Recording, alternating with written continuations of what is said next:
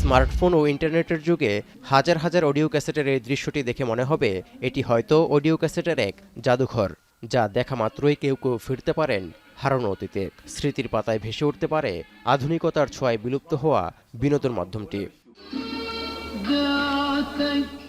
শখ করে ১৯৭০ সাল থেকে টেপ ও অডিও ক্যাসেট সংগ্রহ করছেন ইরাকের রাজধানী বাগদাদের বাসিন্দা সাবাহ আল সুদানি। রুটি রুজির মাধ্যমটিও এই শখ ঘিরেই। দুটি দোকানও আছে শৌখিন মানুষটির। সংগ্রহে আছে আরব সঙ্গীতসহ বিশ্বের বিভিন্ন দেশের জনপ্রিয় শিল্পীদের প্রায় ৩ লাখ ক্যাসেটও। كل واحد عنده ذكريات، يعني يقول لك انا من اشغل المسجل اللي ذكرى، اللي يتذكر حبيبته، اللي يتذكر صديقته، اللي يتذكر اخوه، اللي يتذكر والده। ডিজিটাল যুগে কেন টেপ ক্যাসেটেই এখনও আটকে আছেন সুদানি? এমন প্রশ্নের উত্তরে তিনি জানান, অনেক জনপ্রিয় গান ভিডিও স্ট্রিমিং ওয়েবসাইট কিংবা ইউটিউবে পাওয়া যায় না। এমনকি টেপ ক্যাসেট অনেক দীর্ঘস্থায়ী বলেও দাবি করেন তিনি। তবে আধুনিকতার ছোঁয়ায় জৌলুস হারিয়েছে টেপ ক্যাসেটের ব্যবসা।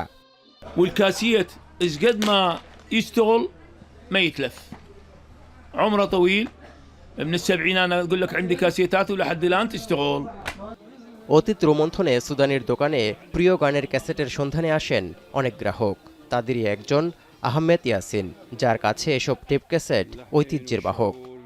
هذني الكاسيتات الحلوة تراث بالنسبة لنا، يعني أنا ولا غيري بدون أنه أعمارنا كبيرة، لا إحنا نحب। এদিকে বাগদাদের এক সিডি দোকানি মোহাম্মদ বলেন, শুধু অডিও ক্যাসেটই নয়, ভিডিও প্লেয়ার ও সিডি প্লেয়ারও হারিয়েছে জনপ্রিয়তা। অডিও ক্যাসেট বা সিডির পরিবর্তে মোবাইল ইন্টারনেট সংযোগের মাধ্যমে ইউটিউবেই বেশি গান শোনা হয়। তবে সিডি ও ক্যাসেটের যুগে গান শোনার প্রতি মানুষের যে পরিমাণ উন্মাদনা ছিল তা এখন আর নেই বলেও দাবি এই ব্যবসায়ীর।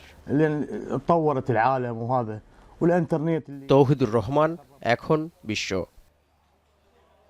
একনল হ্যান্ড ওয়াশ 100% প্যারাবেন ফ্রি, তাই নিরাপদ হাতের জন্য আস্থা রাখুন একনলে।